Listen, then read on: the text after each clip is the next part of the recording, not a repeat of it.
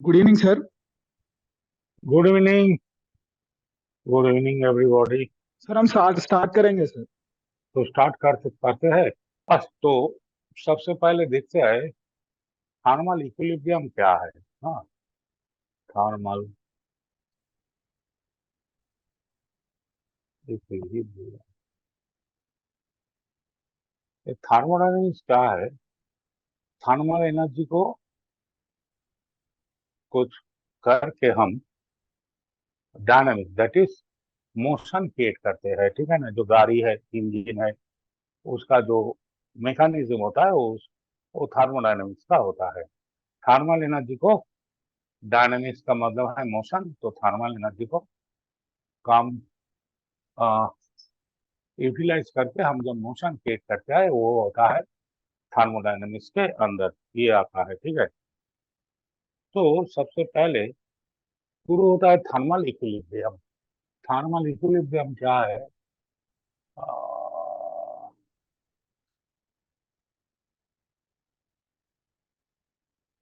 Thermal equilibrium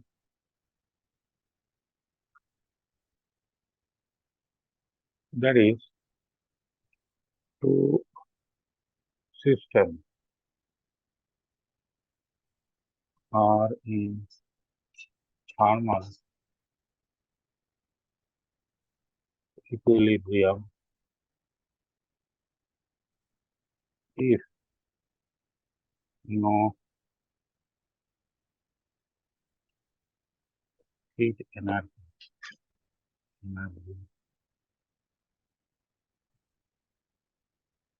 flows from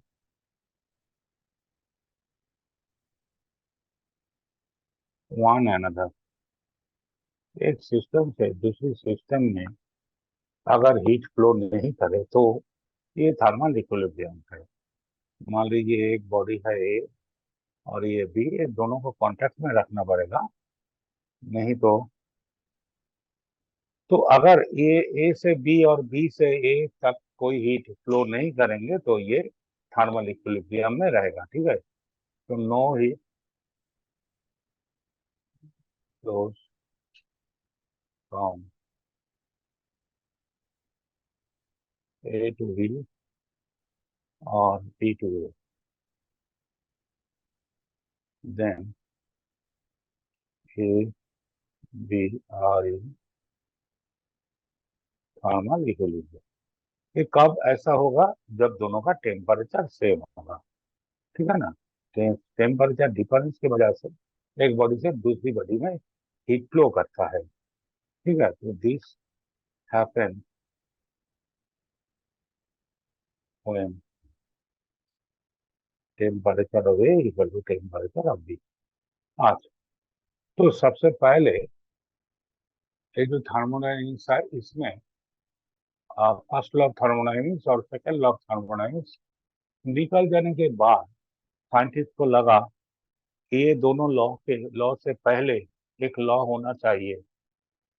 तो first law second law तो famous हो गया, तो फर्स्ट लॉ के पहले पहले वन से पहले जीरो आता है, तो इसलिए इस लॉ को जीरोथ लॉ बना दिया। ठीक है ना, ये जीरोथ किसी का नाम नहीं है, जीरो मीन्स जीरो, तो इसको जीरोथ लॉ कहते हैं। ठीक है, तो ये क्या कहते हैं कि if A and B both are in thermal equilibrium with another body C, then A and B must be in thermal equilibrium with each other। तो होना ही है। ठीक है ना, इसको कहते हैं जीरो फ्लो। तो अब ये ए और बी जब सी के साथ इक्विलिब्रियम में है तो इसका टेम्परेचर और बी का टेम्परेचर सी के टेम्परेचर के बराबर होगा। हाँ, ये साजिश करता है T A equal to T.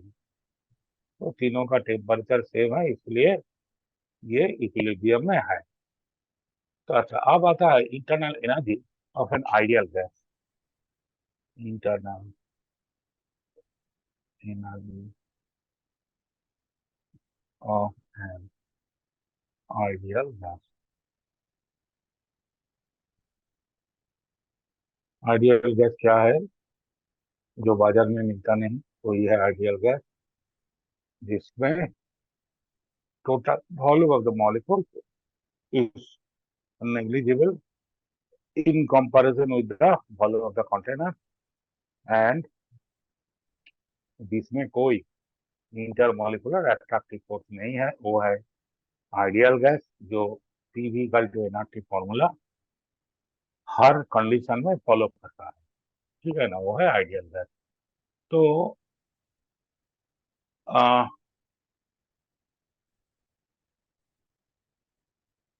It has no intermolecular potential energy. Okay, molecular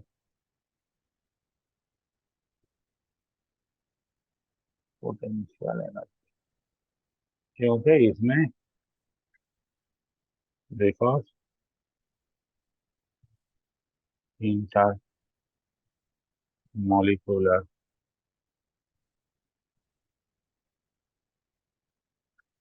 attraction equal to zero. कोई इंटरमोलिकुलर अट्रैक्शन नहीं है, तो ऐसा होने से पोटेंशियल एनर्जी भी नहीं है। तो क्या कैसे एनर्जी रह सकता है? So sum of translational translational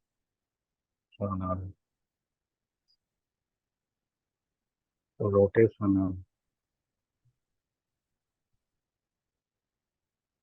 and vibrational energy. Okay, vibration energy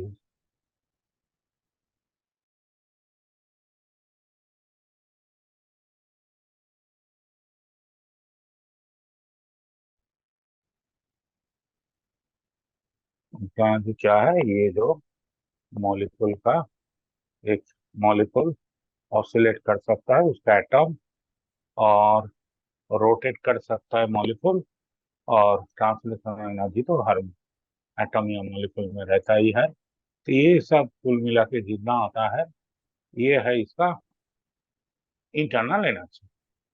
so for real gas intermolecular potential energy, इसको कंसीडर करना पड़ेगा, तो हो जाएगा आइडियल गैस का total energy, sorry real gas का टोटल एनर्जी। तो for real gas intermolecular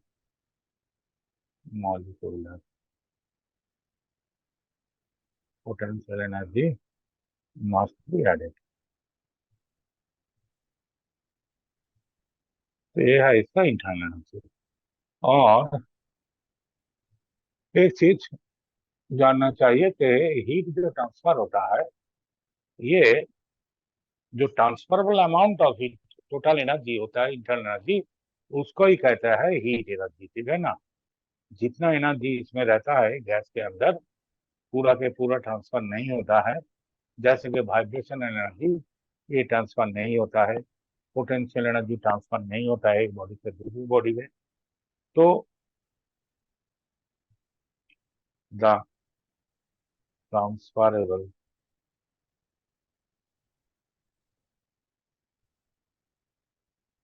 part of internal energy is called heat energy. ठीक है, हीट एनर्जी। तो अब हम लोग चले जाएंगे, तो, इसका जो, फॉर्मूला वगैरह है। तो सबसे पहले आता है work done. Work done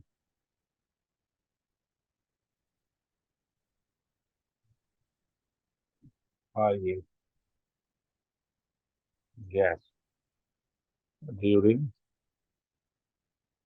it's expansion. Gas जब एक्सपेंड करता है तो कुछ काम तो करता है।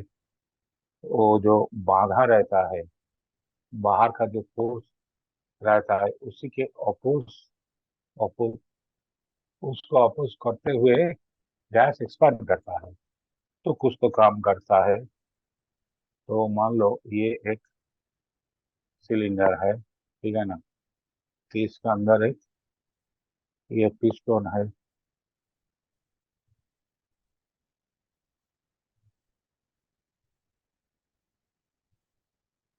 तो पिस्टन के ऊपर एक वेट लगा दिया है, वेट रख दिया है पिस्टन के ऊपर, ठीक है।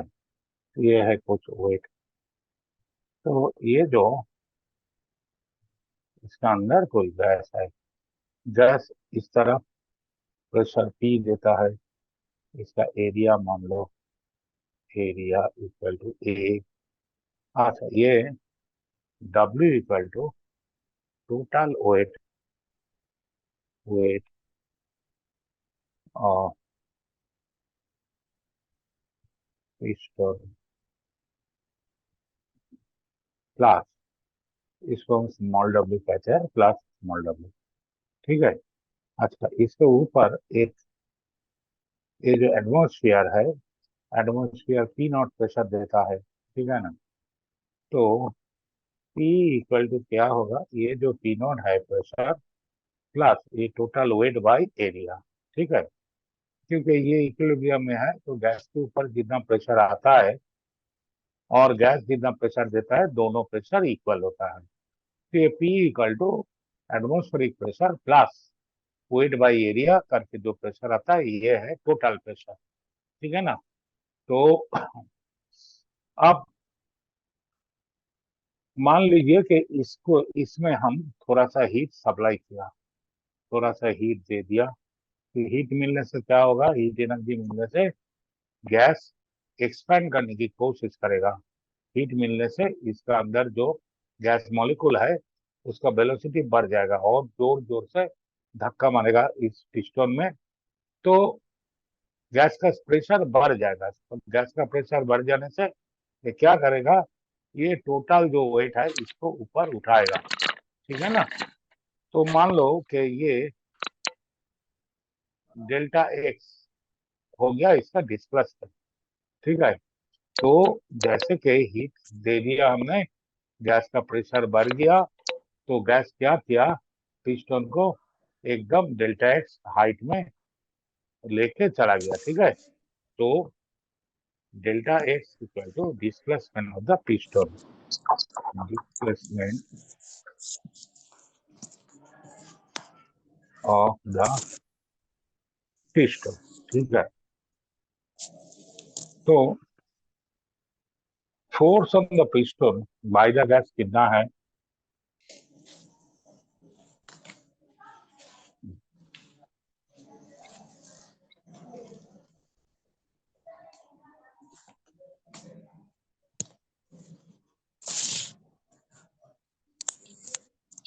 तो force on the piston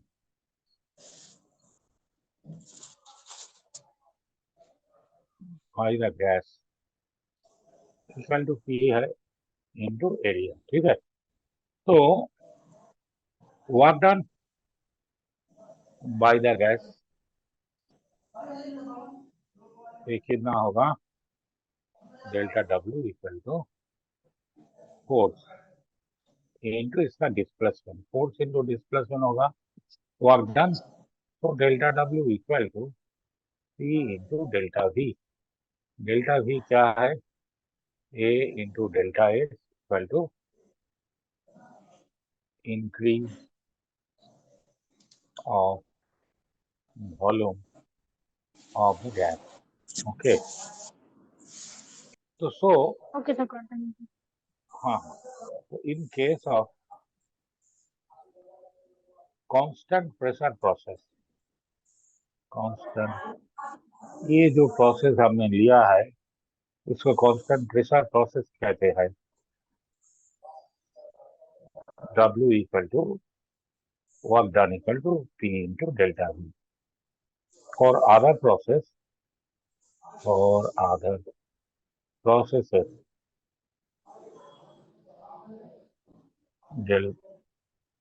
delta W equal to integration P dt। ठीक है, इसको इंटीग्रेट करके निकालना पड़ेगा। तो अब पीवी डायग्राम से भी वर्क डन हम लोग निकाल सकते हैं। हाँ, तो work done from PV diagram,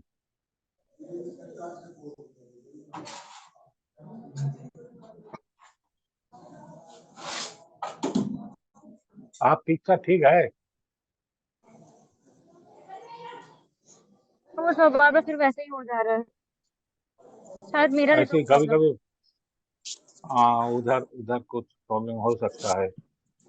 net, ये मेरा पिक्चर हिल जाता है जब मैं पिक्चर बनाता हूँ।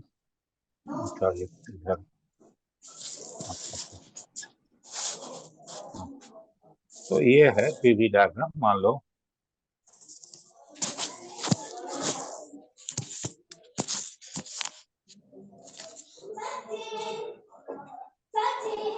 तो ठीक है, इधर चेंज ऑफ वॉल्यूम है टीवी, और ये जो प्रेशर है ये प्रेशर है पी। सो ये जो ये डीबी तो टेंस टू जीरो होता है, तो इतना छोटा सा वॉल्यूम चेंज के लिए प्रेशर को हम कांस्टेंट ले सकते हैं। तो small work done DW equal to PdV। So इसको इंटीग्रेट करेंगे तो क्या होगा, यहाँ से ये जो टोटल एरिया है ये एरिया को लेना पड़ेगा। ठीक है ना, क्योंकि ये छोटा छोटा स्ट्रिप को इधर एक स्ट्रिप बनाओ, फिर एक स्ट्रिप, एक स्ट्रिप, तो ये सम ऑफ द एरिया। हाँ, ऐसा छोटा छोटा एरिया का जो टोटल होता है ये रिप्रेजेंट करता है पूरा वर्क डन को। तो ये जो ABCD है, अच्छा, गैस को एक्सपेंड होगा तो प्रेशर डिक्रीज करेगा, वॉल्यूम इंक्रीज करेगा। तो ऐसा एक हो सकता है। तो तो वर्क डन, हाँ, इधर जैसे कि गैस का वॉल्यूम इंक्रीज हो रहा है तो गैस कुछ ऑब्स्टैकल को हटाकर काम कर रहा है। तो इधर वर्क डन बाय गैस होता है। ठीक है, work done by expanding gas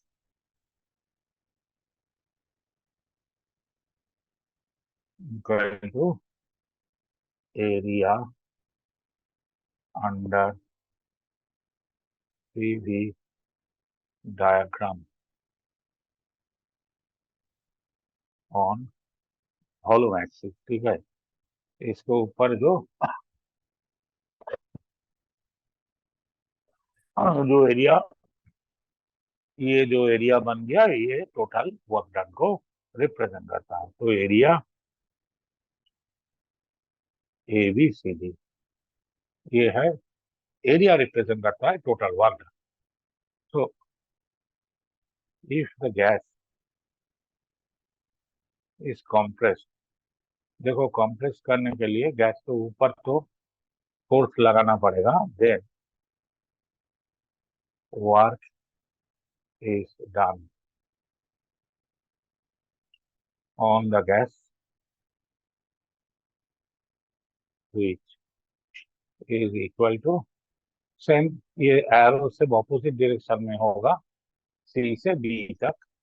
तो सेम एरिया, तो area under under PV diagram. ठीक है ना, जैसा उधर होगा वो, तो कंप्रेस करने से work is done on the gas and जब ये गैस खुद एक्सपेंड करता है तब खुद वर्क करता है, ठीक है। वो हीट को लेके वर्क करता है, तो ये हीट को कन्वर्ट करता है वर्क में। तो अब चलो आ,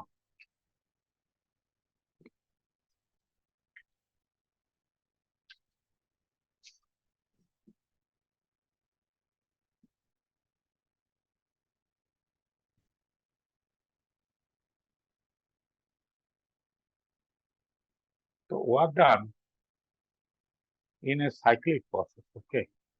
वर्क डन इन साइक्लिक प्रोसेस।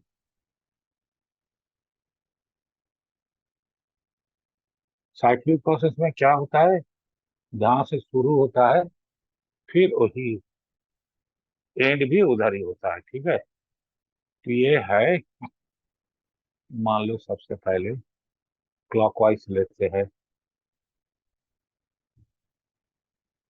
क्लॉकवाइज का मतलब क्या है, ये गैस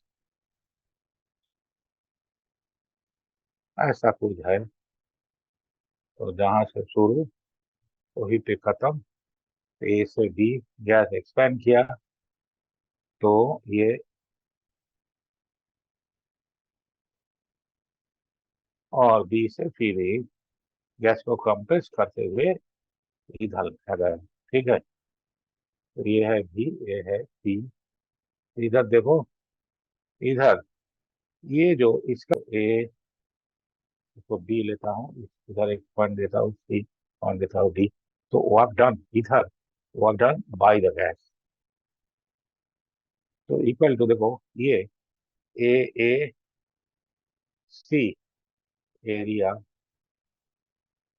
ए ए सी बी बी, ये जो एरिया है पूरा, ये work done by the gas करता है, रिप्रेजेंट करता है। तो इसी से माइनस करो area A A D, A A D B और बी। तो एरिया माइनस करने से दिस इज, तो इधर हम नेट वर्क डन लिख देता हूँ, हाँ, net work done by the gas. क्योंकि इतना जो एरिया है ये work done by the gas, और इधर कॉम्प्रेस हुआ है गैस, तो ये जो एरिया है ये एरिया रिप्रेजेंट करता है work done on the gas. तो माइनस करते हुए हमको मिल जाएगा net work done by the gas equal to, देखो ये एरिया आता है A C B D A, that is the enclosed area, ठीक है। तो इक्वल टू एनक्लोज्ड एरिया। तो क्लॉकवाइज होने से गैस खुद कुछ काम करता है, और इधर देखो एंटी क्लॉकवाइज, एंटी क्लॉकवाइज। तो एंटी क्लॉकवाइज होने में क्या होगा, कुछ सेम टाइप का था, सब डायरेक्शन ऑफ होगी, ठीक है ना। तो ए से ए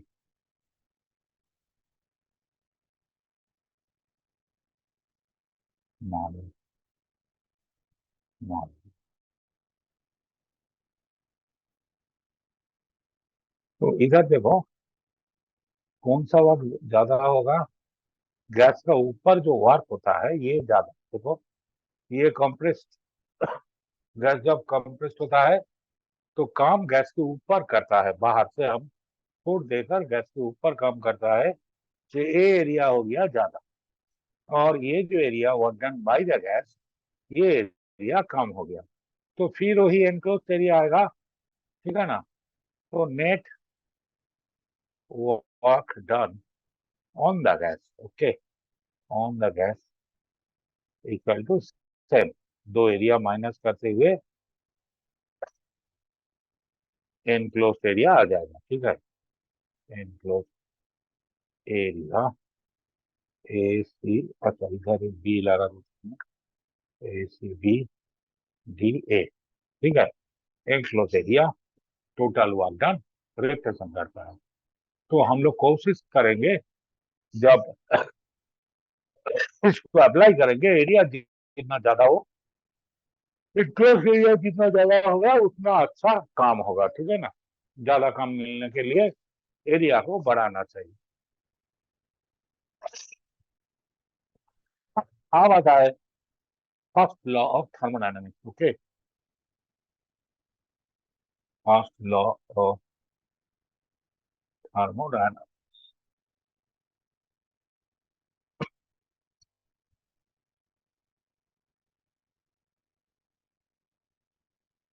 आराधना ज्वाइन किया?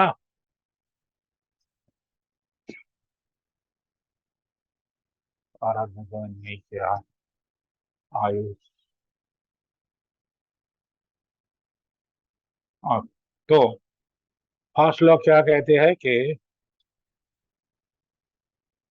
if amount of heat energy is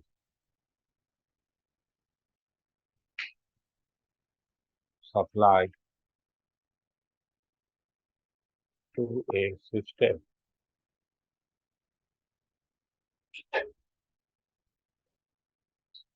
कैसा सिस्टम है जो capable of doing some external work,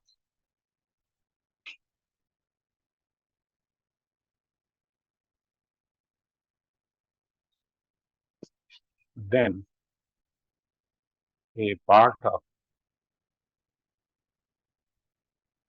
energy is used to do external work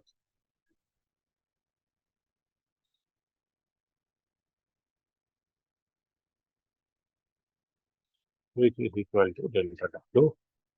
और ये जो हीट है इसका, इसको इक्वल टू हम डेल्टा क्यू लिख देते हैं, ठीक है।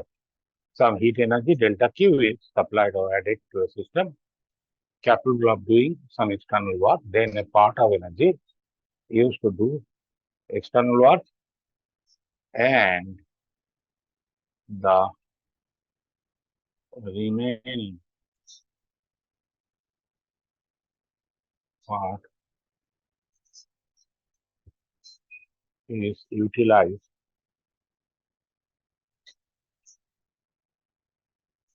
to increase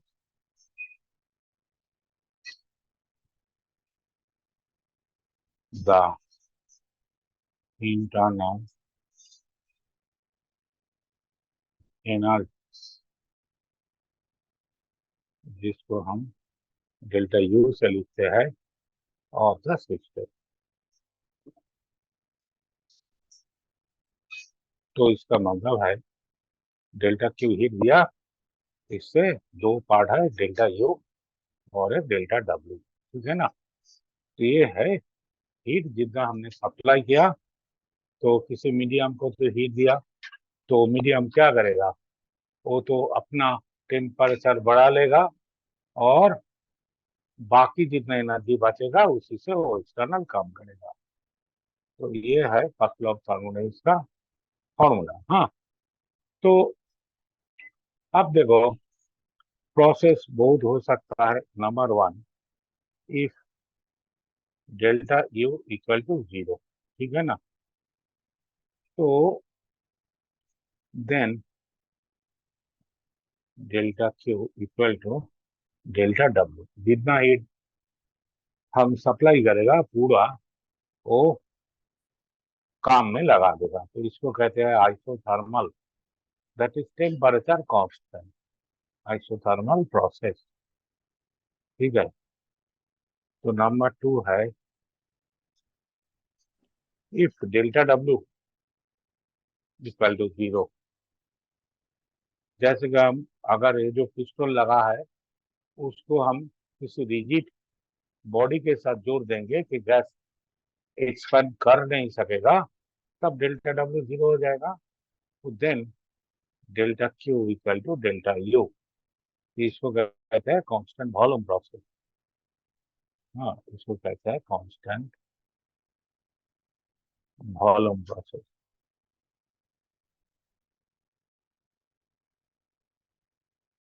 इसके बाद आता है और एक टर्म जीरो हो सकता है, डेल्टा क्यू जीरो हो सकता है। हमने हीट सप्लाई ही नहीं किया।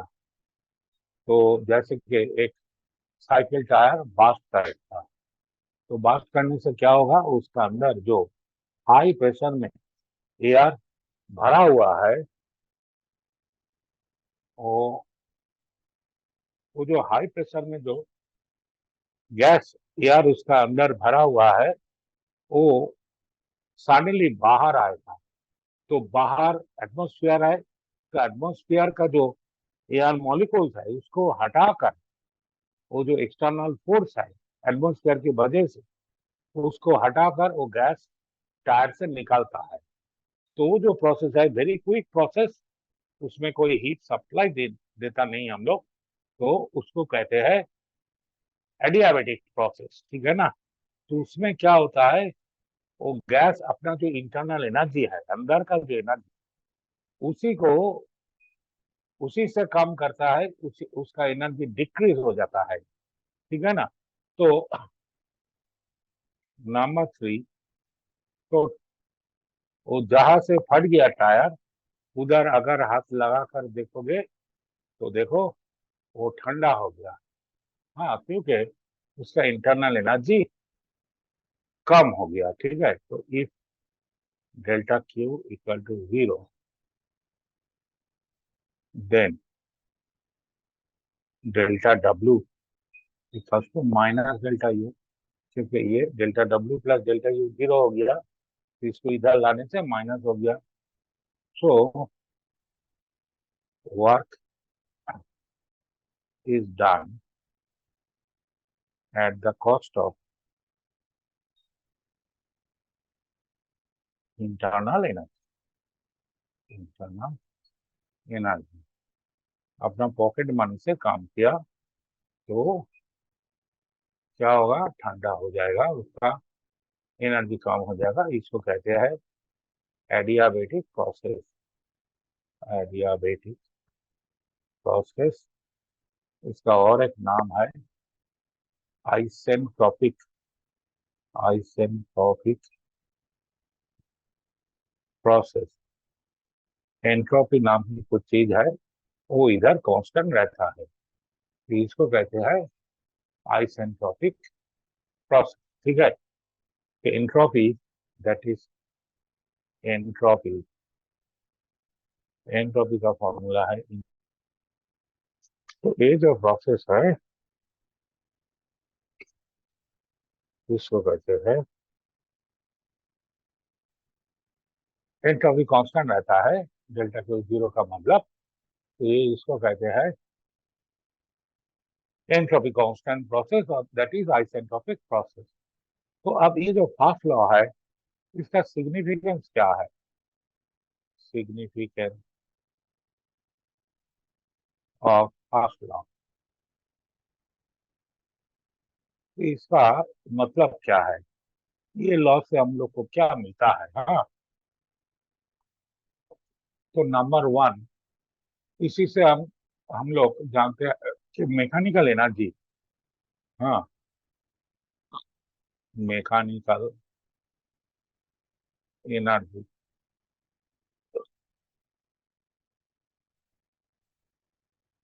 can be converted, can be converted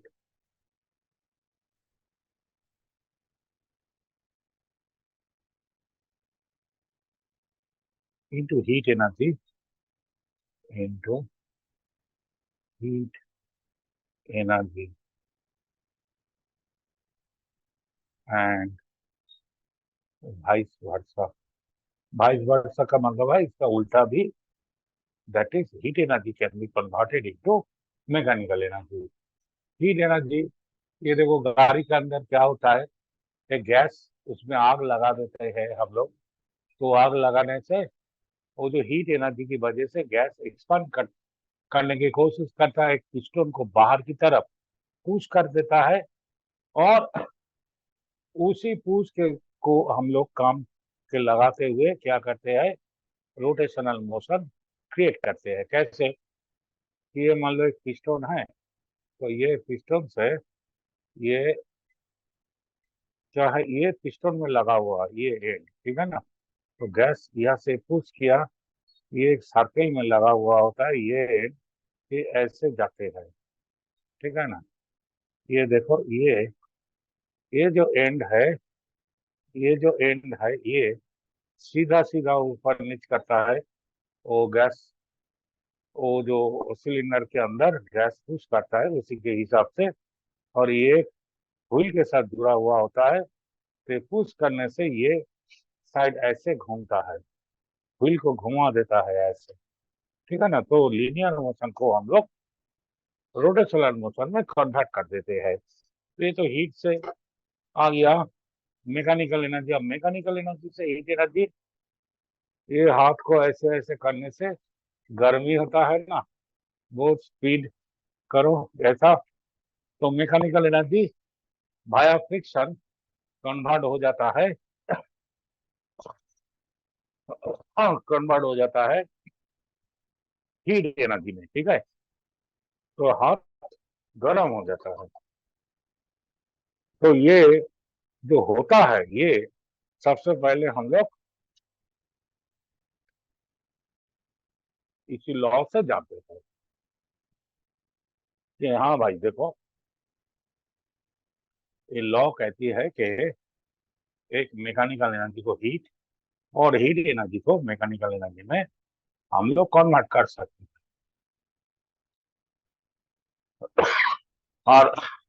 और एक चीज देखते हैं हम लोग के work work can not be done without the supply of some energy. कुछ एनर्जी तो चाहिए, हाँ ठीक है ना। तो work can not be done without the supply of some energy. तो ये एक टाइम था जब साइंटिस्ट लोग सोचते हैं कि हम लोग ऐसा मशीन बना सकते हैं जो कॉन्टिन्यूसली काम करेगा, लेकिन कोई एनर्जी सप्लाई करने की जरूरत नहीं पड़ेगा। तो बहुत सारे कोशिश की है, लेकिन वो बेकार हो गया। हाँ, ऐसा कोई मैकेनिज्म बना नहीं सका जिसमें हम लोग एनर्जी नहीं देंगे लेकिन मशीन जिंदगी भर काम करते जाएंगे। ऐसा हो ही नहीं सकता। तो पहले तो ऐसा मालूम नहीं था, तब साइंटिस्ट लोग और बहुत सारे इंजीनियर बहुत कोशिश किया ऐसा मशीन बनाने के लिए, लेकिन बना नहीं सका, ठीक है ना। तो ये सब तो हम लोग पढ़ते नहीं है। एक किताब है, वो राइटर का नाम तो याद नहीं, राशिया में किताब है, उसमें है कैसे कोशिश किया था। छोड़ो वो सब तो अभी नहीं जानने से भी चलेगा। अच्छा, तो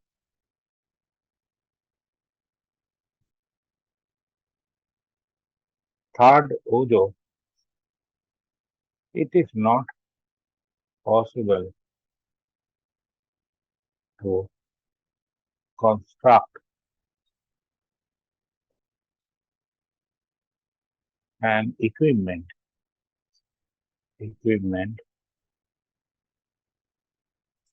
which would which would work continuous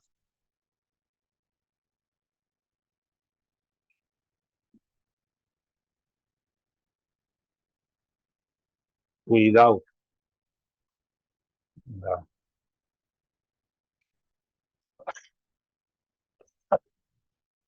supply of external energy.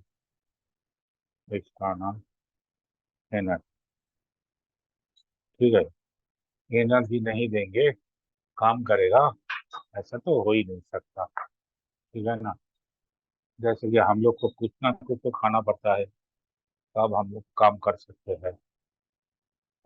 अब आता है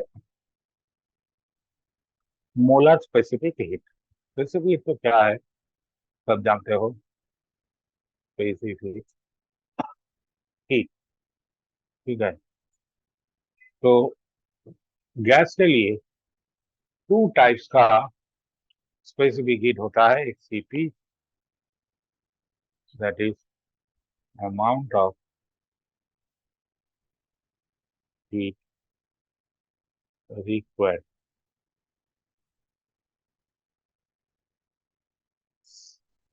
by 1 mole of a gas to increase its temperature by 1 degree at constant pressure process. Okay, constant pressure process. constant pressure process में 1 मोल gas का अगर 1 degree centigrade हम temperature rise करना चाहते हैं तो जितना हीट लगता है, तो देखो सीपी का यूनिट क्या होगा, जूल पर मोल, और 5 डिग्री केल्विन या डिग्री सेंटीग्रेड आ सकता है। इसको अगर हम केजी में कन्वर्ट करना चाहेंगे तो एम इंटू जे आ जाएगा। ठीक है ना, केजी पार, सॉरी, ओहो, इतना जूल पार,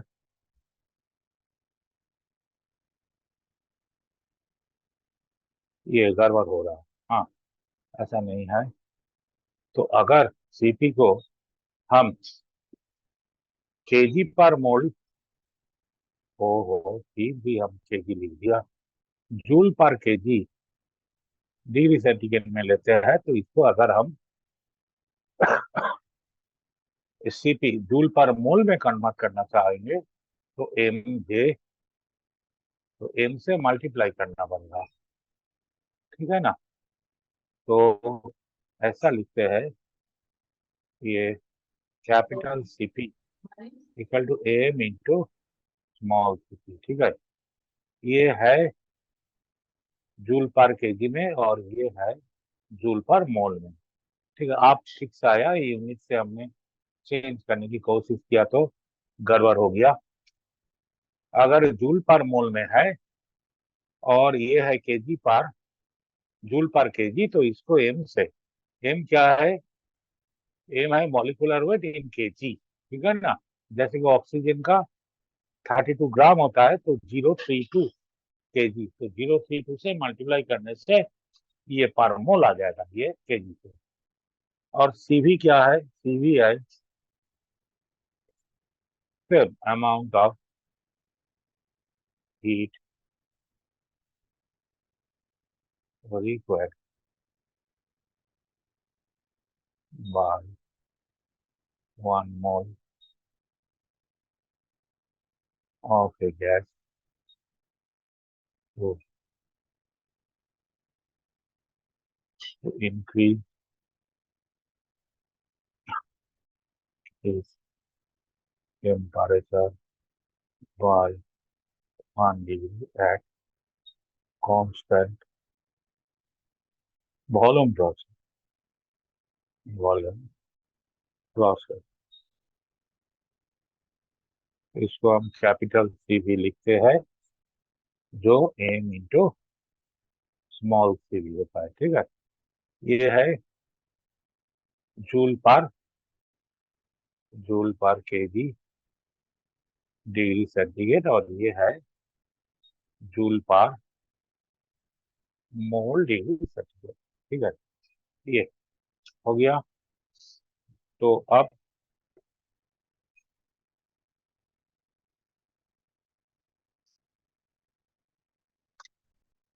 तो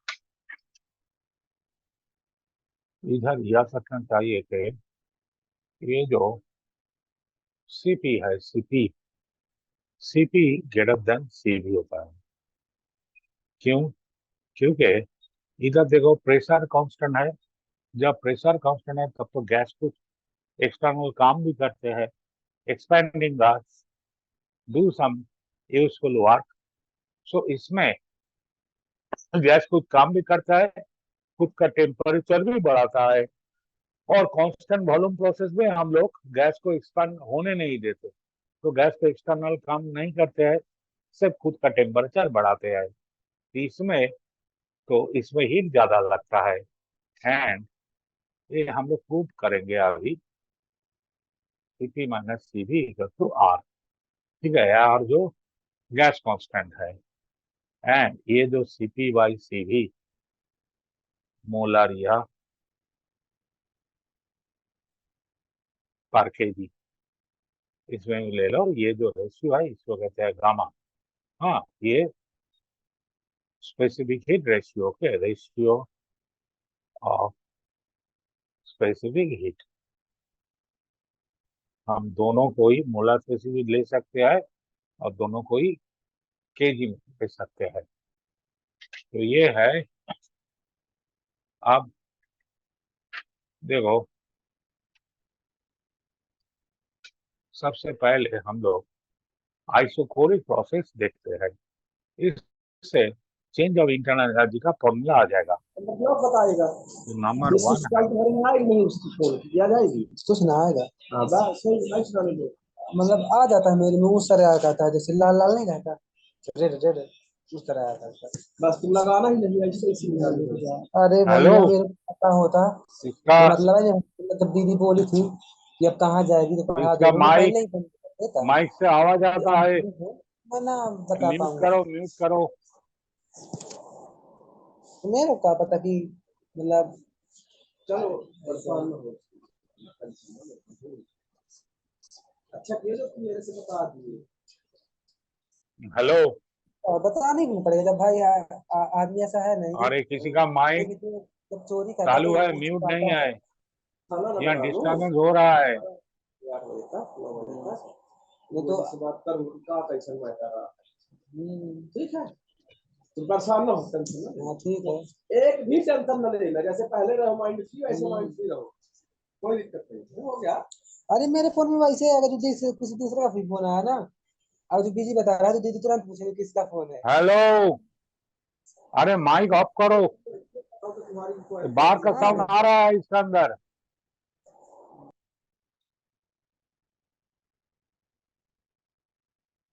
पढ़ने का टाइम में ऐसा मत करो। अच्छा, तो वॉल्यूम कांस्टेंट है, तो delta W equal to P dV, P delta V equal to volume constant रहने से डेल्टा वी जीरो, तो आप डन जीरो। इसमें क्या होगा, delta Q equal to delta U. कोई एक्सटर्नल काम नहीं करेगा। कैसे होगा कि ये पिस्टन ले लो, ये गैस सिलेंडर, इधर पिस्टन भी है, तो पिस्टन को किसी रिजिड सपोर्ट में लगा दो। हाँ, इधर रिजिड सपोर्ट है, ये रिजिड है। ठीक है, इधर भी रिजिड है। तो ये इसका अंदर जो गैस है, इसमें हीट देने से, हीट सप्लाई करोगे तो इसका से टेम्परेचर बढ़ेगा। ये पिस्टन ऊपर जा नहीं सकेगा, तो ये कोई एक्सटर्नल काम नहीं करेगा। तो हम देखो डेल्टा क्यू क्या है। डेल्टा क्यू है एन। एन अगर नंबर ऑफ मोल्स है इंटू सीवी इंटू इसका टेम्परेचर। अगर डेल्टा टी बढ़ेगा, जैसे कि हम लोग कैलोरीमेट्री में देखे थे कि heat supplied equal to M S T होता था, mass into specific heat into temperature rise या टेम्परेचर फॉल। इधर क्या होगा, इधर एस की जगह सीवी आ गया, स्पेसिफिक हीट, जो 1 मोल के लिए हीट को रिप्रेजेंट करता है। तो 1 मोल इधर एन मोल लेने से एन इंटू सीवी हो जाएगा। और 1 डिग्री टेम्परेचर राइज के लिए एनर्जी एमसीवी है, तो डेल्टा टी राइज के लिए एनर्जी एनसीवी डेल्टा टी होता है। ये हो गया डेल्टा यू। तो मान लो प्रोसेस जैसे भी हो ना, डेल्टा वो हर टाइम एमसीवी डेल्टा टी होता है। ये एक फॉर्मूला है, ये लॉ है, इसको कहते हैं मेयर्स हाइपोथेसिस। ओके, तो बाय मेयर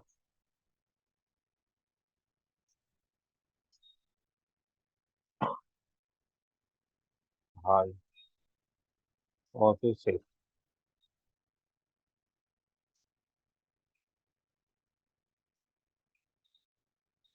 this represent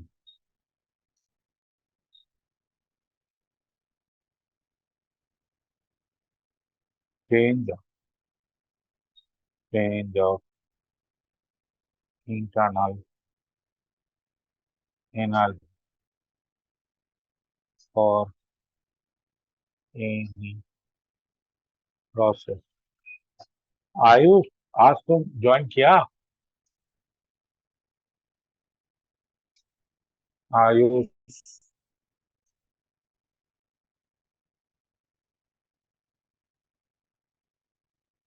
तो फॉर एनी थर्मोडायनेमिक प्रोसेस, हाँ, ये delta U equal to MCV delta T होता है। तो एंड वॉल्यूम कांस्टेंट रहने से आइडियल गैस फ्लो होता है T by T equal to constant, ये भी होता है। और अगर हम ड्राइंग करेंगे, ये volume versus temperature, sorry volume versus pressure, ये गैस अगर इसको हीट सप्लाई किया जाए तो ये इसका प्रेशर बढ़ेगा, तो ये 1 से 2 तक जाएगा। So heat is supplied, gas expand तो कर नहीं सकता है, लेकिन उसका प्रेशर बढ़ जाता है, टेम्परेचर भी बढ़ जाता है। तो अगर हम इधर टेम्परेचर इधर वॉल्यूम लेंगे तो वॉल्यूम कांस्टेंट है, हाइट कांस्टेंट है, तो ये इधर जैसे कि इतना तक वॉल्यूम को रिप्रेजेंट करता है, ये वॉल्यूम को रिप्रेजेंट करता है, तो टेम्परेचर बढ़ जाता है। और अगर हम प्रेशर वर्सेस टेम्परेचर का कर्व बनाएंगे तो ये तो ओरिजिन से जाता हुआ ऐसा कोई स्ट्रेट लाइन आएगा जिसमें प्रेशर और टेम्परेचर दोनों ही इंक्रीज करता है। ठीक है, तो अब आता है isobaric process, that is constant pressure process. Number 2 है आइसोबेरिक प्रोसेस। तो इसमें क्या है, pressure equal to constant.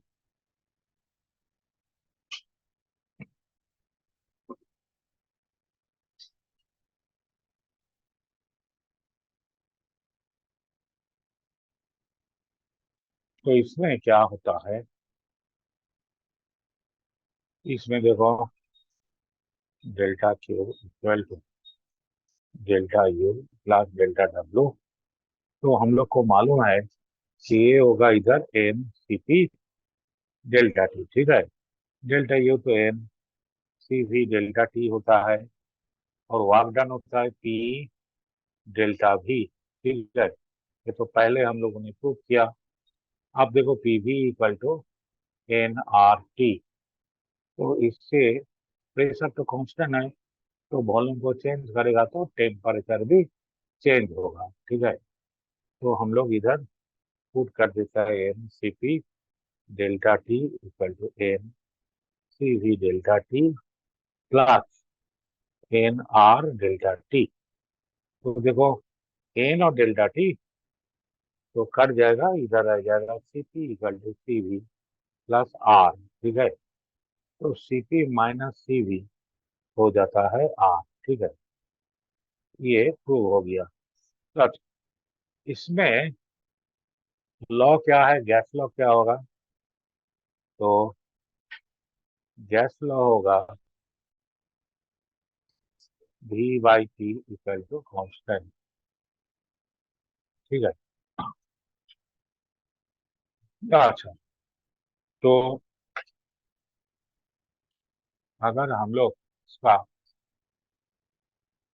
Different graph बनाएंगे, जैसे कि प्रेशर वर्सेस वॉल्यूम। ये है वॉल्यूम, ये है प्रेशर। तो अब इधर तो प्रेशर कांस्टेंट रहता है, तो एक्सपैंडिंग प्रोसेस ऐसा होता है। एक दूसरा है टेम्परेचर वर्सेस वॉल्यूम।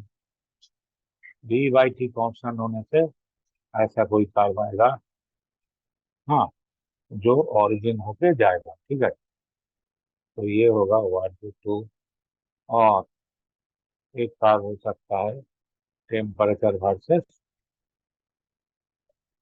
प्रेशर। ठीक है, तो इधर प्रेशर तो कांस्टेंट रहता है, तो ऐसा 1 to 2। टेम्परेचर बढ़ेगा, प्रेशर कांस्टेंट रहेगा। इसमें गैस लॉ तो लिख दिया, Cp माइनस Cv R हो गया। अब आता है आइसोथर्मल प्रोसेस।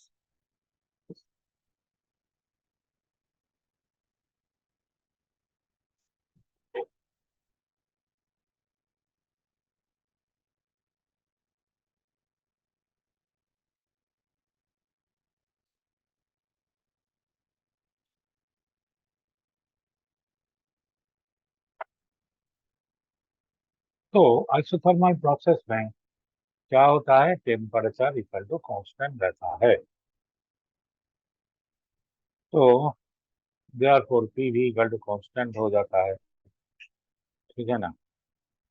आज तो इसलिए ये प्रोसेस अगर हम पीवी डायग्राम बनाएंगे तो ये ऐसा होगा, कुछ ऐसा होगा। ये एक्सपेंशन 1 से 2 हो गया। अच्छा, और टेम्परेचर वर्सेस वॉल्यूम बनाएंगे तो क्या होगा, ये वॉल्यूम तो इंक्रीज करता है,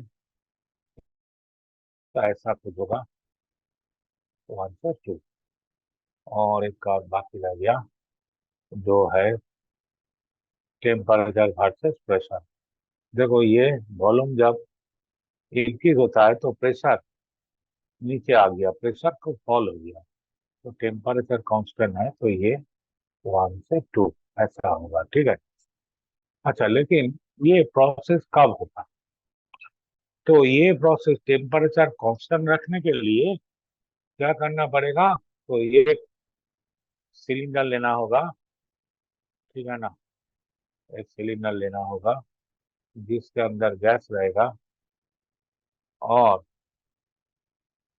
ये जो सिलेंडर का वाल है और ये पिस्टन है, ये made up of very good conducting material. तो ऐसा होने से क्या होगा, if the piston if the piston moves very slowly,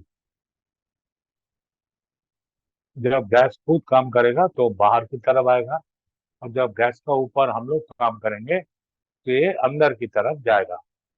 तो तब क्या होगा, तब ये अगर हम लोग गैस को एक्सपांड करने देंगे तो गैस थोड़ा एक्सपांड होने से थोड़ा ठंडा हो जाएगा, तो बाहर से हीट अंदर से आकर उसका टेम्परेचर को कांस्टेंट कर देगा। ठीक है ना। और अगर इसको हम कंप्रेस करेंगे तो ये जो कंप्रेशन की वजह से इसका अंदर जो हीट डेवलप होता है वो क्या होगा, वो बाहर चला जाएगा। इसीलिए conducting material and the process, हाँ, इज वेरी स्लो प्रोसेस। ठीक है, the piston move very slowly, then heat evolve, कभी डिवॉल्व होगा for compression process, heat evolves will be transferred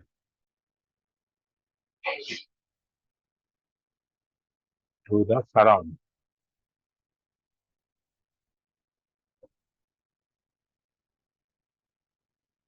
And क्या बोले cooling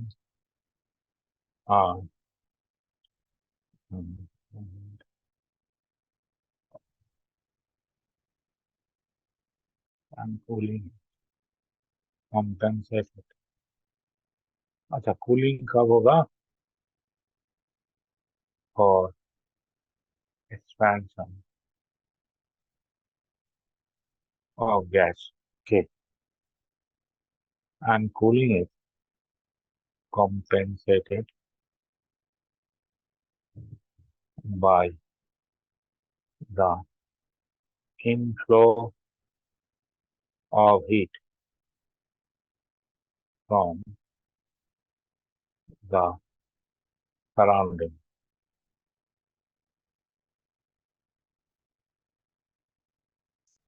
ठीक है, तो कंडीशन क्या है इस प्रोसेस का?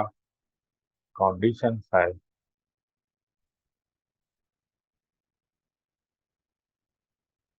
Number 1,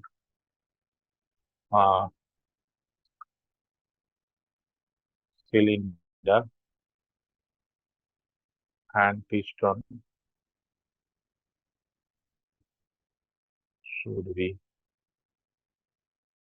very conductive.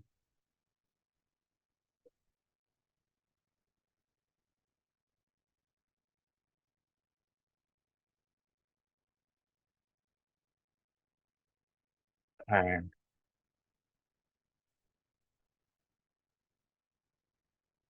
number 2, process must be very slow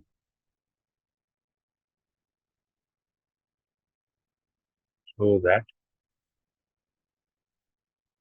heat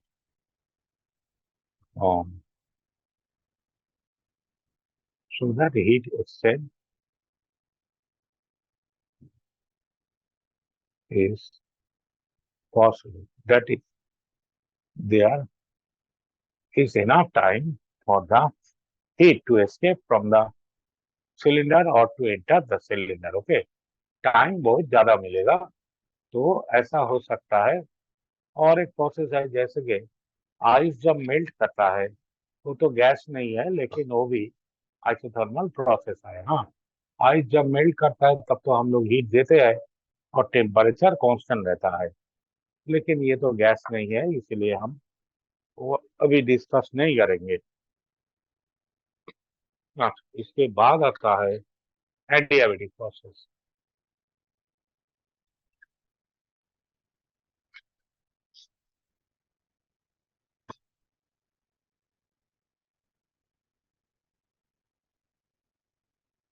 तो नेक्स्ट आता है एडियाबेटिक प्रोसेस आता है। उससे पहले अगर आइसोथर्मल प्रोसेस है, इसमें वर्क डन कैसे हम लोग ले सकते, मिलेंगे कहाँ से वर्क डन? तो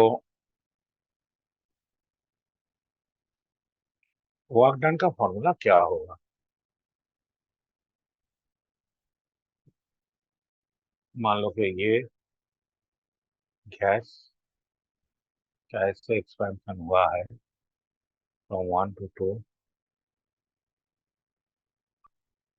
ये है वॉल्यूम और इधर है प्रेशर। तो ऐसा अगर होगा तो W इक्वल टू हम लोग जानते हैं इंटीग्रेशन V dV। यहाँ पर V dV इसका सिंबल होना चाहिए, तो V1 to V2। ठीक है, तो अब देखो PV इक्वल टू कांस्टेंट, इसको हम K लेते हैं, K। तो P इक्वल टू हो गया ना K बाई V, तो W इक्वल टू आ गया, K को बाहर ले लेते हैं, integration dV by V। So from V1 to V2 अब K तो रह जाएगा और इसका इंटीग्रेशन होगा log to the base E, जिसको हम ln लिखते हैं। हाँ, ln भी इसका मतलब है log to the base E। Calculus में बेस हर टाइम E होता है, तो ये है K, तो K का मतलब है तो P1 V1 लिख सकते हैं K की जगह, और ये देखो ln V2 बाई V1 बन गया। तो हम लोग P1 V1 की जगह A नॉट T लिख सकते हैं। टेम्परेचर ये तो कांस्टेंट है, तो A नॉट T लिख सकते हैं, और इसको हम P1 बाई P2 भी लिख सकते हैं, क्योंकि P1 V1 equal to P2 V2 equal to nRT। ठीक है, तो हम जैसा हम लोग को जरूरत पड़े ऐसा हम चेंज कर सकते हैं। तो ये है इसका फॉर्मूला। हाँ, अच्छा, इसमें देखो डेल्टा क्यू अगर हम लिखेंगे n into C specific heat into delta T, तो सी आ जाएगा delta Q by n delta T. तो डेल्टा टी तो जीरो है, तो यह है डेल्टा क्यू बाई जीरो। इसका मतलब है ये इंफिनिटी है। हीट जितना भी दे दो टेम्परेचर तो नहीं बढ़ेगा, कांस्टेंट है, तो इसका जो स्पेसिफिक हीट इसका कोई माने नहीं है। हाँ, इसका कोई इंपॉर्टेंस नहीं है। तो अब आता है एडियाबेटिक प्रोसेस। हाँ,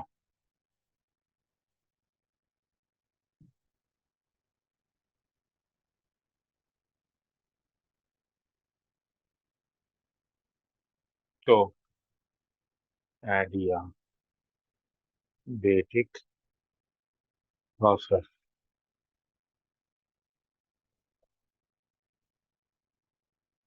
तो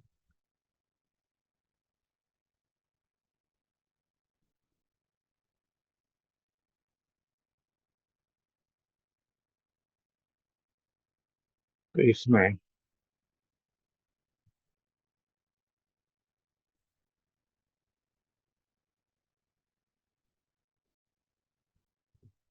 पीवी डायग्राम ऐसा है, इसका स्लोप थोड़ा कम है, ठीक है ना। ये थोड़ा स्टीपर कर्व है। आ, तो ये है इसका वॉल्यूम वर्सेस टेम्परेचर का कर्व। ये भी थोड़ा स्टीप रहता है। हाँ, ये थोड़ा स्टीप करने से अच्छा होता, तो छोड़ो। आ, तो इधर क्या होता है, जब वॉल्यूम बढ़ता है तो टेम्परेचर फॉल करता है, तो ये इस तरफ होगा यार। हाँ, ये वॉल्यूम इंक्रीज होता है तो टेम्परेचर डिक्रीज होता है। और क्या हो गया देखो, इसका तो वॉल्यूम बढ़ता है तो प्रेशर डिक्रीज होता है, तो टेम्परेचर और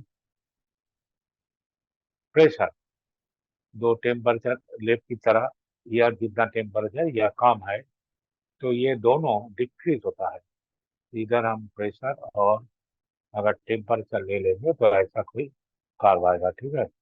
ये 1 to 2, क्योंकि प्रेशर और टेम्परेचर दोनों ही डिक्रीज हो गया है, ठीक है। तो इसको थोड़ा स्टीप पर थोड़ा सा स्टीप बनाने से अच्छा होता, तो चलो ठीक है। तो ये हाँ, तो हीट तो हम इधर सप्लाई भी नहीं करेंगे, तो इसके लिए क्या चाहिए, इसके लिए चाहिए कि एक कंटेनर ले लो जो वेरी बैड कंडक्टर, एकदम opposite to isothermal process, that is good insulator कह सकते हो, गुड इंसुलेटर। और process is very fast, process is very fast, so that heat cannot get time to enter or leave the system। Enter भी कर नहीं सकेंगे और बाहर से अंदर जा नहीं सकता, अंदर से बाहर भी आ नहीं सकता। ठीक है, तो ये है इसका प्रोसेस। तो ये दोनों कंडीशन है, ए गुड इंसुलेटिंग मटेरियल से बनाएंगे इसको, और इसको सफिशिएंट टाइम नहीं देंगे। प्रोसेस इज वेरी फास्ट, ठीक है ना, बहुत fast, that is quick process होने से। जैसे कि मैंने बोला था कि एक साइकिल का टायर बास्ट हो गया, वो तो वेरी क्विक प्रोसेस है। Actually in thermodynamics all quick processes are adiabatic. Okay, तो ये है अभी। चलो, टाइम तो इस खत्म होने वाला है, तो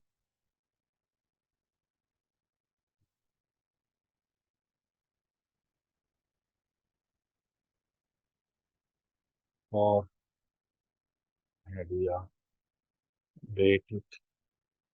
प्रोसेस,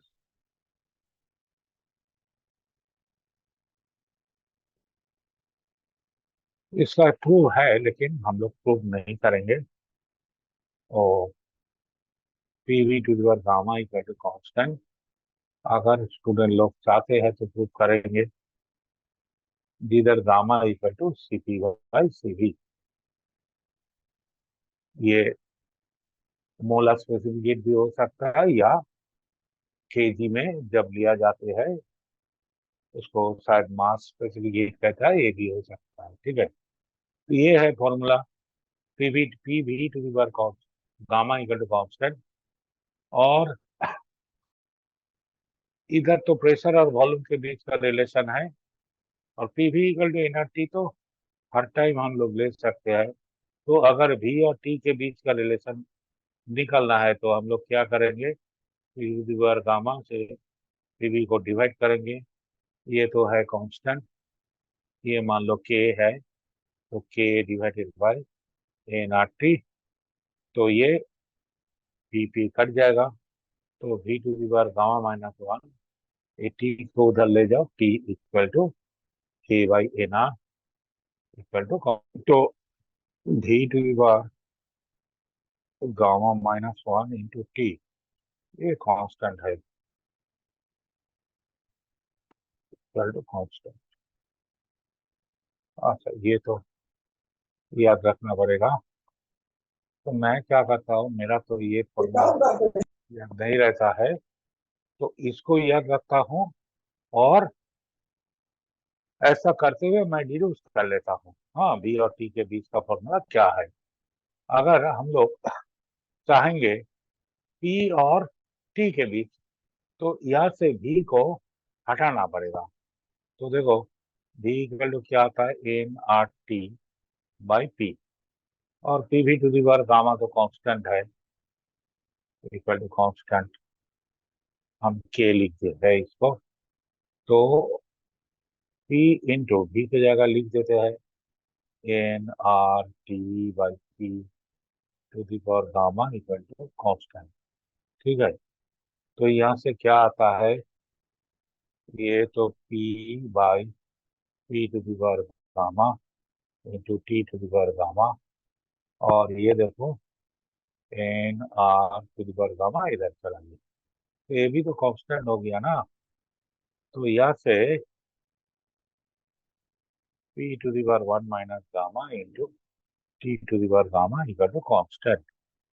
हम इसको ऐसे भी लिख सकते हैं कि P to the power gamma minus one by T to the power gamma equal to constant.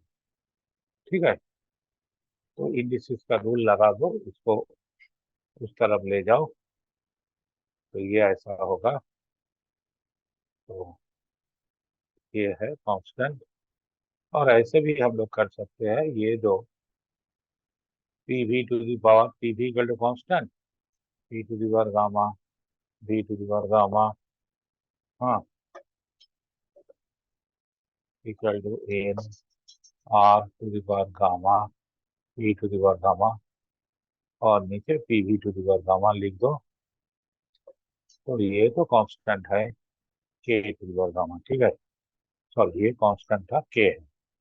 तो यहाँ से देखो ये कट जाएगा, तो ये T to the power gamma -1 और टी नीचे लाओ T to the power gamma, बाकी जो रह गया ये सब कांस्टेंट है। तो ऐसा करके करके भी हम लोग निकाल सकते हैं। पी भी equal to N R T था, इसका गामा से इसका पावर को रेज किया, ठीक है। तो ये भी हो सकता है। तो अब इसमें वर्क डन कैसे हम निकालेंगे, ठीक है, एडियाबैटिक प्रोसेस में वर्क डन।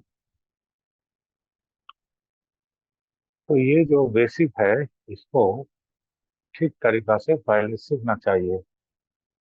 फिर प्रॉब्लम करेंगे, फिर एमसीक्यू करेंगे, सब कुछ करेंगे, लेकिन पहले ये बेसिक कॉन्सेप्ट सही तरीका से सीखना पड़ेगा।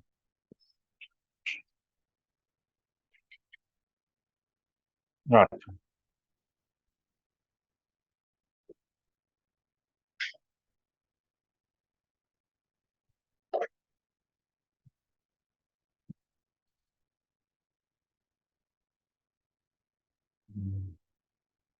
तो वर्क डन क्या होगा, work done in adiabatic process. तो सबसे इजी है, देखो delta Q equal to delta U plus delta W. तो अब डेल्टा क्यू तो 0 है, तो delta W equal to minus delta U बन गया। तो ये जो माइनस डेल्टा यू, ये तो क्या होगा, N C V delta T. Process कुछ भी हो, ये तो है ना, तो ये होगा minus N C V delta T का मतलब है T two minus T one. Okay, ये तो फाइनल टेम्परेचर माइनस इनिशियल, तो N C V into initial minus final, ठीक है। ये हो गया इसका। अब इसको अगर हम पीवी में बदलना चाहेंगे तो क्या कर सकते हैं, ये देखो, ये जो सीवी है इसको हम आर से डिवाइड करते हैं, और तो एन आर इधर आ गया, N R T one minus N R T two. तो ये एन को अंदर ले लिया और आर से डिवाइड किया, तो इधर एक आर आ जाएगा। तो अब C V divided by R का मतलब है C P minus C V, और ये हो गया P one V one minus P two V two, ठीक है। तो इसको हम ऐसे भी लिख सकते हैं, C P by C V minus C V by C V into P one V one minus P two V two. इसको हम लिख सकते हैं 1 by P one V one minus P two V two by gamma -1, ठीक है। तो delta W Nicholls to ऐसे आता है, delta W equal to M C V T one minus T two, और ये होता है P one V one minus P two V two by gamma -1, ठीक है। ये है इसका फॉर्मूला। अब हम आ,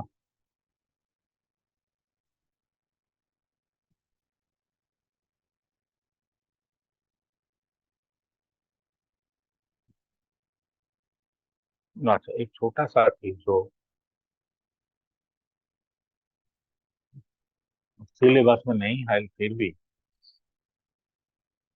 इम्पोर्टेंट है, वो है specific heat for P V to the power X equal to constant process, ठीक है। क्योंकि ये गामा भी इक्वल हो सकता है, नहीं भी हो सकता है। अगर गामा नहीं होगा तो क्या होगा, इसमें स्पेसिफिक हीट का वैल्यू, ठीक है। तो देखो, ये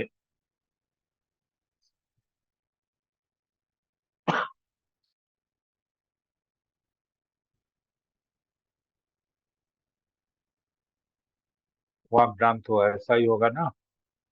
अच्छा, इसको हम निकाल भी सकते हैं, equal to from V1 to V2 P dV। ठीक है, तो इधर तो क्या है, P dV x equal to constant. तो P की जगह हम लोग क्या लिख सकते हैं, इसको अगर हम K ले लेंगे तो K into V to the minus X. तो इसको हम लिखेंगे V1 टू V2, ये हो गया K V to the minus X dV। ठीक है, तो इसको अगर हम डिफरेंशिएट इंटीग्रेट करेंगे तो K तो बाहर आ गया, तो इसका फॉर्मूला है V to the minus X minus one by minus X minus one. ठीक है, V1 to V2।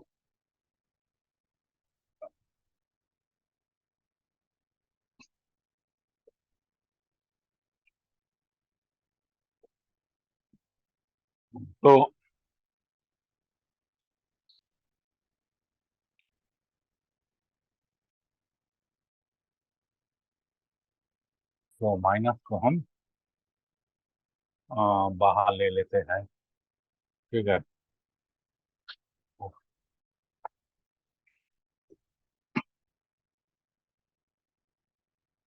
Minus K by X plus one,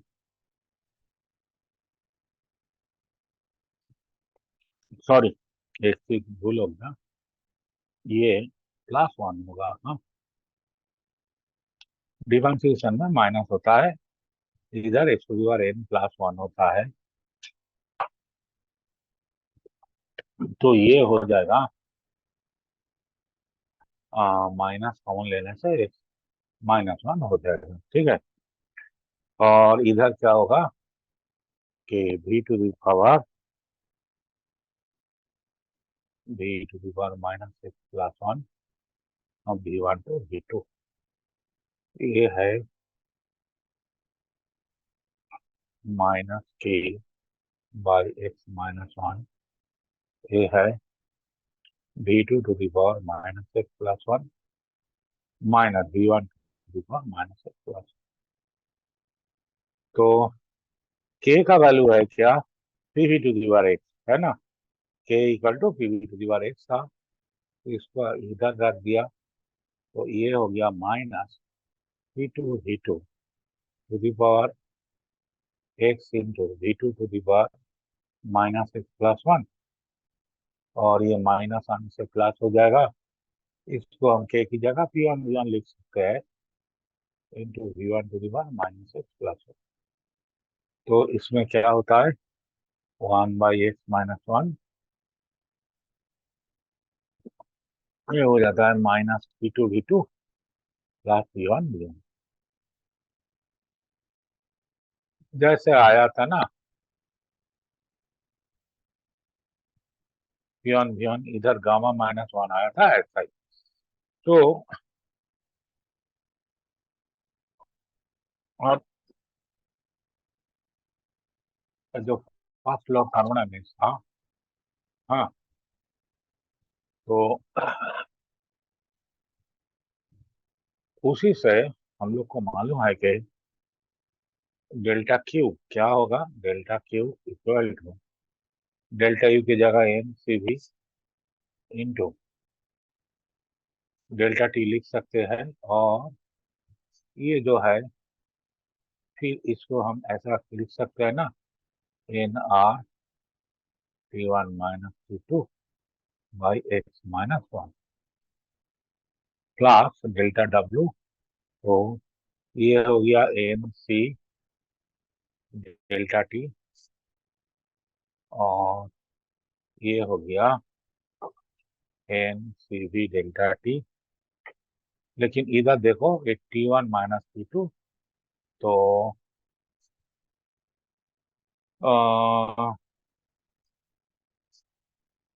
तो ये डेल्टा टी तो है T2 माइनस T1, तो फिर माइनस ऐसा लिख सकता है। ठीक है, क्योंकि ये T1 माइनस, ये तो initial minus final, delta T तो T2 माइनस T1, तो minus N R delta T divided by x minus one. तो एन और डेल्टा टी तो कट जाता है, तो सी इक्वल टू क्या होता है, C V minus R by x minus one. ठीक है, तो कभी कभी हम लोग ऐसे भी लिखते हैं C V plus R by one minus x. ठीक है, ये है इसका फॉर्मूला। तो डायरेक्टली हम वो जो गामा माइनस वन वाला फॉर्मूला आया उसी से निकाल सकते हैं। अच्छा, एप्लीकेशन ऑफ एडियाबेटिक प्रोसेस क्या है, तो गैस को अगर बहुत क्विक एक्सपांड करने देते हैं तो वो ठंडा हो जाता है। इसी को लगाते हुए, इसी को काम के लगाते हुए ये dry ice from carbon dioxide oxygen nitrogen को लिक्विफिकेशन करने के लिए, और ये जो कूलिंग इफेक्ट होता है ना रेफ्रिजरेटर के अंदर, ये सब एडियाबेटिक प्रोसेस की वजह से करता है। तो गैस को जल्दी से कूल करने से, एक्सपांड करने देते तो क्या होता है, गैस ठंडा हो जाता है। क्विकली एक्सपांड करने दो तो ठंडा हो जाएगा।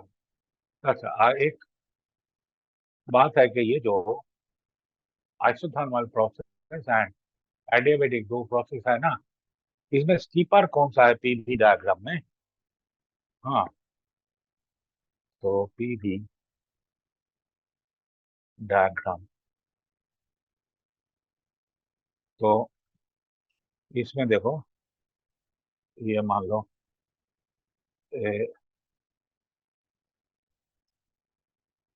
से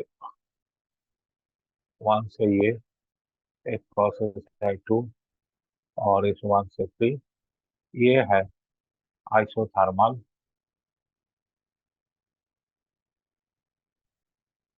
ये है एडियाबेटिक। इधर भी और इधर पी है। तो हमने तो एडियाबेटिक का को ज्यादा स्टीपर दिखा दिया, तो कैसे हो सकता है देखो। तो फॉर आइसोथर्मल, आइसोथर्मल प्रोसेस में क्या होता है, P V equal to constant. ठीक है, तो इसको डिफरेंशिएट करो, P with respect to d करने से पी इंटू वन प्लस, नहीं, हम पी के रेस्पेक्ट में डिफरेंशिएट करते हैं, तो d d P of P V equal to zero. तो पी का हो गया वन, तो ये हो गया, ओहो, d P by D V sir, d d P of P equal to zero आता है। तो ये हो गया d constant d P by D V plus d P constant d V by D V equal to zero. तो यहाँ से आ गया V D P by D V equal to minus P. तो d P by D V आ गया minus P by we. ठीक है, तो और आइसोथर्मल ऐसा आया। और एडियाबेटिक प्रोसेस में क्या होता है, एडियाबेटिक, इसमें तो होता है P V to the power gamma equal to constant. तो इसको हम डिफरेंशिएट करते हैं, P V to the power gamma equal to zero. तो पहले प्रेशर कांस्टेंट वॉल्यूम का डिफरेंशिएशन करेंगे, प्लस वॉल्यूम कांस्टेंट प्रेशर को डिफरेंशिएट करेंगे इक्वल टू जीरो। तो ये होता है पी इंटू गामा, हाँ, V to the power gamma minus one equal to minus, अच्छा अभी प्लस करके रखता हूँ, we to the power gamma D P by D V equal to zero. तो इसको रख देता हूँ लेफ्ट साइड में, D P by D V और इसको ले जाता हूँ उस साइड में। तो ये होता है gamma into P into V to the power gamma by V, ऐसा लिख सकता है क्योंकि V to the power gamma -1 है तो ये कट जाएगा। तो डीपी बाई डीवी आ गया minus gamma into minus V by V. तो slope of adiabatic curve equal to gamma into slope of d P d V, slope को रिप्रेजेंट करता है ना, स्लोप ऑफ आइसोथर्मल कर्व। तो गामा ग्रेटर देन 1, इसलिए isothermal का स्लोप ऑफ, इसलिए adiabatic बेटिक curve is more steeper. Okay, steep होता है। ये हो गया एक चीज। आप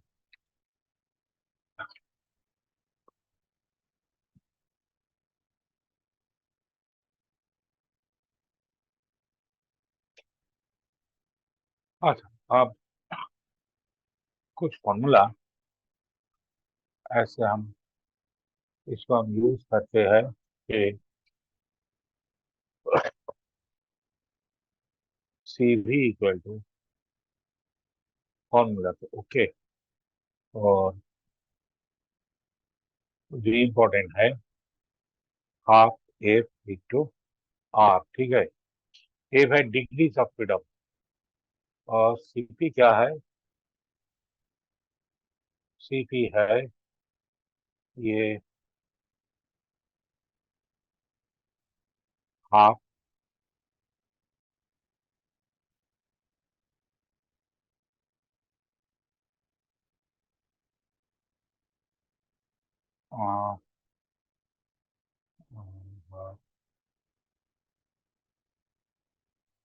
into A plus 2 into R, ठीक है।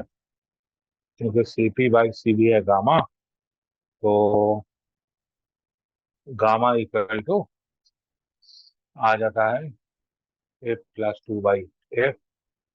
तो यहाँ से ए आ जाता है, ठीक है, ए प्लस 2 इंटू आर। हाँ, अब डेल्टा यू है, इसका फॉर्मूला तो है N C V delta T. इसको हम हाफ सी वी के जगह F N R delta T लिख सकते हैं। तो ये हम अगर गामा से लिखेंगे तो N R delta T by gamma -1 हो जाएगा, ठीक है। और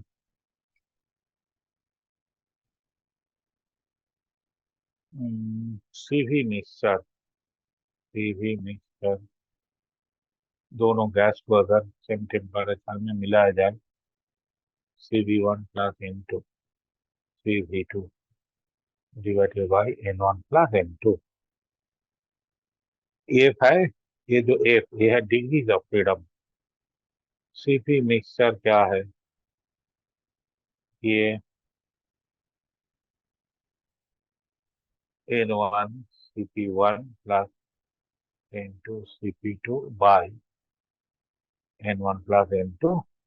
इसको हम सीवी मिक्सचर के साथ आर जोड़ेंगे तो भी आएगा, ठीक है, प्लस आर। तो ये है कुछ फॉर्मूला जो काम की फॉर्मूला है। कभी कभी डिग्रीज ऑफ फ्रीडम देकर पूछता है वो इधर क्या होगा इधर क्या होगा, ऐसा, ठीक है ना। तो अब चले जाते हैं कार्नोट इंजन। हाँ, हम्म,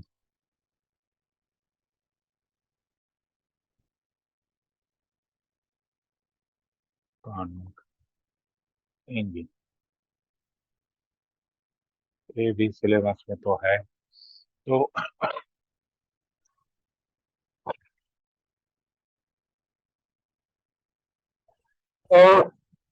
सॉरी, तो कार्नोट इंजन के लिए हमको एक सिस्टम चाहिए। ये परफेक्टली, ये देखो, ये तो इमेजिनरी, काल्पनिक एक सिस्टम है ना। ये तो इसमें एक सिस्टम है,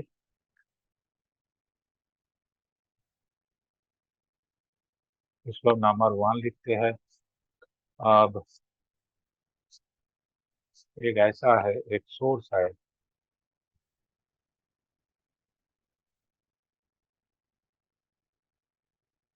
इसका टेम्परेचर T1, हाँ, केल्विन। तो इसको हम नंबर 2 लिखते हैं। ये जो डॉटेड लाइन दिया है वो परफेक्टली कंडक्टिव, ठीक है। एक इंसुलेटिंग स्टैंड है, इंसुलेटिंग स्टैंड, तो इसको हम 3 लिखते हैं। और इधर एक कूल बॉडी है, हाँ, इसको कहते हैं सिंक। सिंक, इसका टेम्परेचर है T2 केल्विन, इसका नंबर 4 लिखते हैं, ठीक है। तो 1 क्या है? 1 है cylinder, cylinder with non-conducting, non-conducting wall and perfectly conducting base। ये जो बेस है, ये जो बेस है ये कंडक्टिंग। नंबर 2 है सोर्स, ठीक है।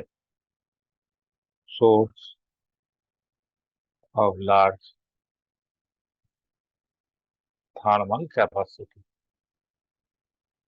इससे जितना भी हीट चाहे ले लो, टेम्परेचर नहीं डिक्रीज होगा, ठीक है। और नंबर 3 है non conducting perfectly, perfectly non conducting stand.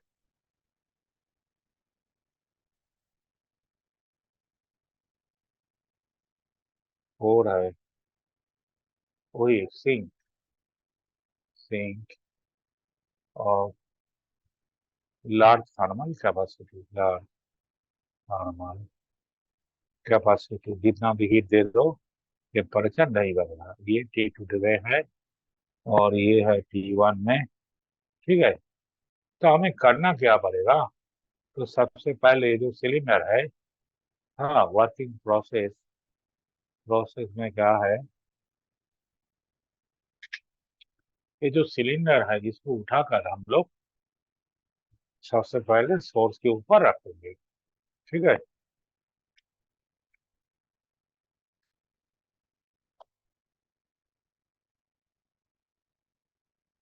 तो पहले क्या करेंगे,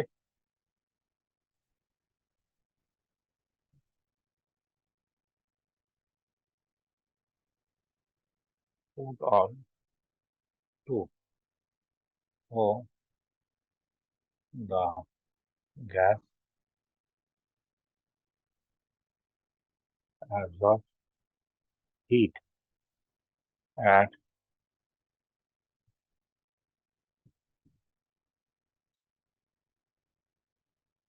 T1, that is isothermal, okay। Number 2 क्या है? 1 is shifted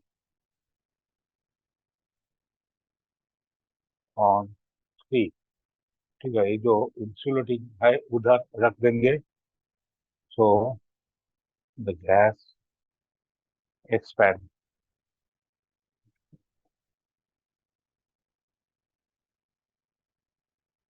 आइडिया भी ठीक है। नंबर 3 क्या है? 3 है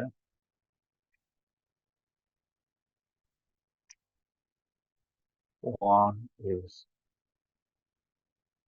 shifted to 4। तो गैस क्या करेगा? गैस का टेम्परेचर तो ज्यादा है, तो हीट रिजेक्ट करेगा, ठीक है ना। तो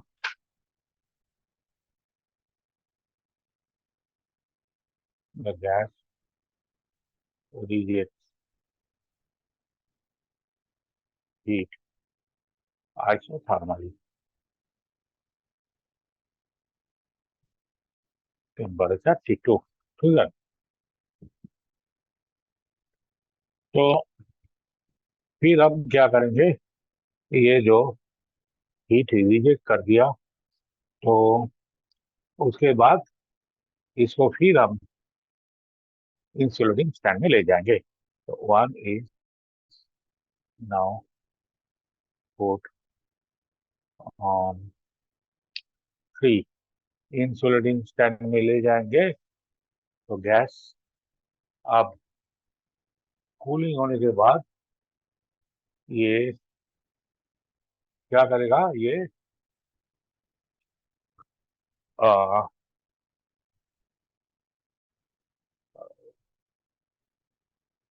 on 3 the gas is compressed to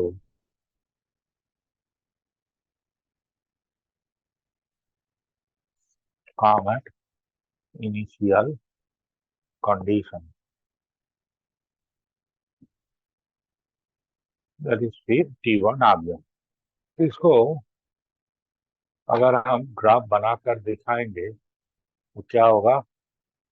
वो ग्राफ से समझ पाओगे क्या हो रहा है। तो ये डायग्राम बनाना बहुत मुश्किल है।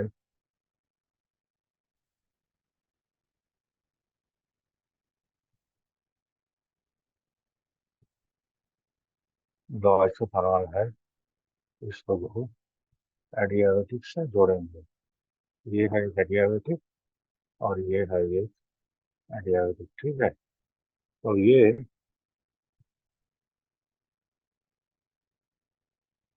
इधर भी है, इधर भी है। तो ये है एक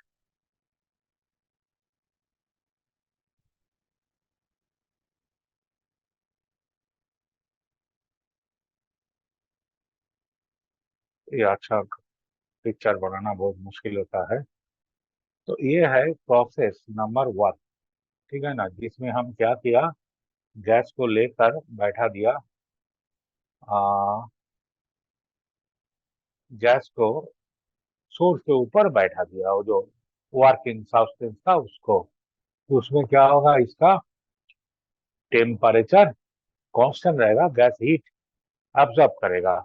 तो फिर इसको इंसुलेटिंग स्टैंड के ऊपर चढ़ा देने से क्या होगा? ये इसका एडियाबेटिकली गैस एक्सपेंड करेगा, तो उसका टेम्परेचर फॉल करते हुए वो T2 में आ जाएंगे। फिर इसको हम कंप्रेस करेंगे। ये तो गैस हीट रिजेक्ट कर दिया सिंक में, फिर इस पॉइंट में आ गया, इधर भी टेम्परेचर T2 है। फिर इसको और कंप्रेस करके, एडियाबेटिकली कंप्रेस करके हम फिर इनिशियल टेम्परेचर में ले जाएंगे, ठीक है ना। तो ए है ए, बी, सी और डी, ठीक है। ए इधर वॉल्यूम है V1, प्रेशर है P1, इधर वॉल्यूम है V2 और प्रेशर है P2, इधर वॉल्यूम है V3, प्रेशर है P3, इधर वॉल्यूम है V4, प्रेशर है P4। तो देखो ये इसमें क्या है? ए बी में हम लोग अगर लगाएंगे तो ए बी में हमको क्या मिलता है कि V1 to the power gamma minus 1 into temperature है T1 और बी में क्या है, टेम्परेचर है आ,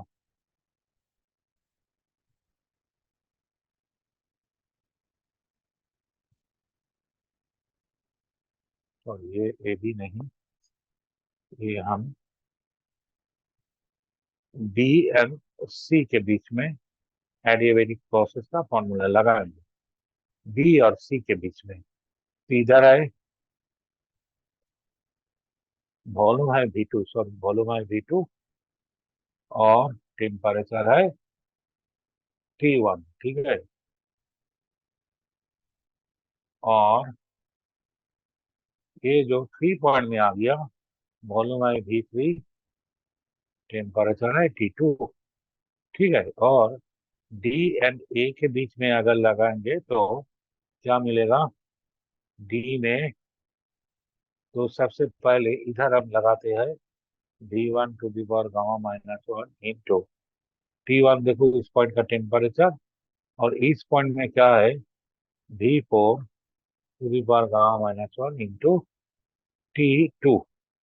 ये दोनों को डिवाइड करने से V2 by V1 to the power gamma minus 1, हाँ, equal to V3 by V4 to the power gamma minus 1 आ गया।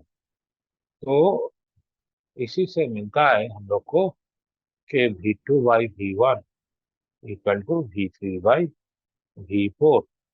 हाँ, तो ऐसा हमने क्यों किया, देखो हीट सप्लाइड Q1, कब हीट सप्लाइड हुआ, from A to B, A to B में हीट सप्लाई हो गया, फिर ए हो गया nRT1 ln V2 by V1, और हीट जो रिजेक्ट किया ये हीट सप्लाइड है, ठीक है, हीट सप्लाइड।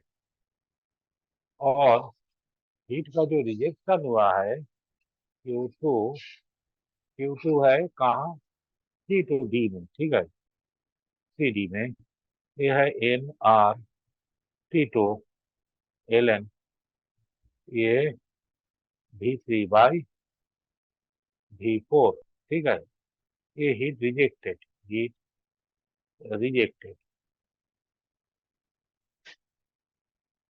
तो एक्चुअली ये अगर हीट सप्लाइड लेते तो V4 बाई V3 लिखते, तो एक माइनस लगाकर इसको हीट रिजेक्टेड बना दिया। तो net work done, net work done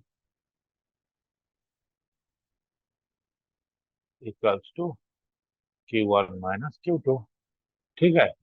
और इसका एफिशिएंसी लेते हैं, एफिशिएंसी है आउटपुट बाई इनपुट, हाँ, तो ये जो इंजन है इसका efficiency eta equal to output by input. तो आउटपुट क्या है, इससे हम लोग को क्या चाहिए, वाट चाहिए, और इनपुट क्या है, जितना हीट इसको दिया है, तो हीट सप्लाइड, ठीक है। तो हीट ये है Q1 माइनस Q2 और ये है Q1, तो हो गया 1 माइनस Q2 बाई Q1। तो 1 माइनस एक Q2 बाई Q1, देखो Q2 में क्या आएगा, nRT2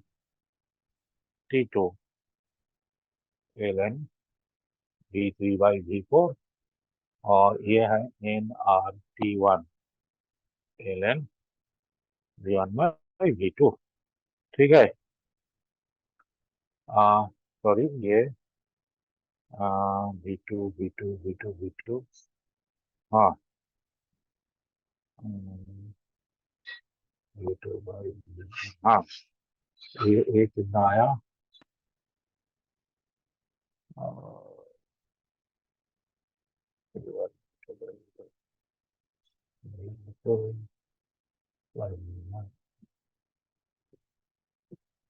ये हाँ, ये तो V2 बाई V1 था,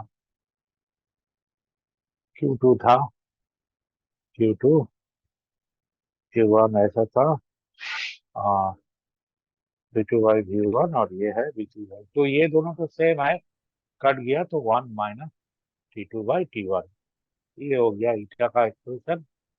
आज का क्लास खत्म होने वाला है, तो थोड़ा सा थ्योरी 1 मिनट है सर जी। बाकी रह गया। हाँ हाँ, तो बाकी जो है थोड़ा सा थ्योरी वो हम नेक्स्ट क्लास में करेंगे, ठीक है यस ना। सर।